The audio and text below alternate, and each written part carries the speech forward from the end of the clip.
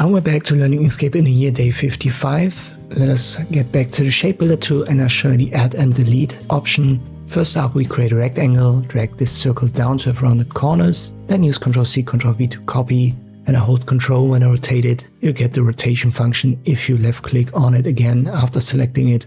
This will change these arrows.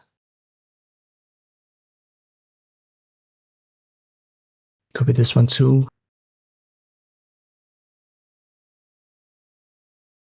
I reposition it, but I have to zoom in a little bit to find the correct position here at the bottom.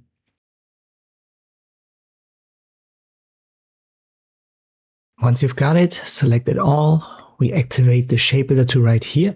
In the last video I've already shown you there are two modes, the add and delete mode. And I would advise you to use both of them because here in this case you can see, for example, if we only use delete, our middle line, it gets lost.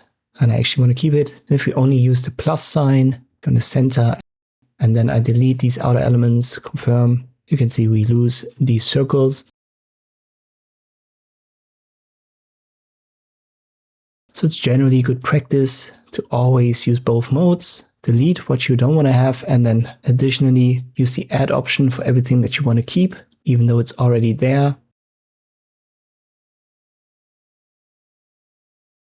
Once you've got it, confirm. And now I have what I want. I select it all, click on the X to get rid of the fill, hold Shift, click on the black color swatch, and now you can see this is the command icon. Then we go to Object, Fill and Stroke and increase the stroke width under Style a little bit. And this is how I could create a somewhat complex symbol, relatively easy in Inkscape. So once again, always use both modes, delete what you don't want to have, and then click via Add on what you want to keep, and then confirm, and you're usually on the good side. I hope this video was helpful, thank you for watching, and I'll see you next time.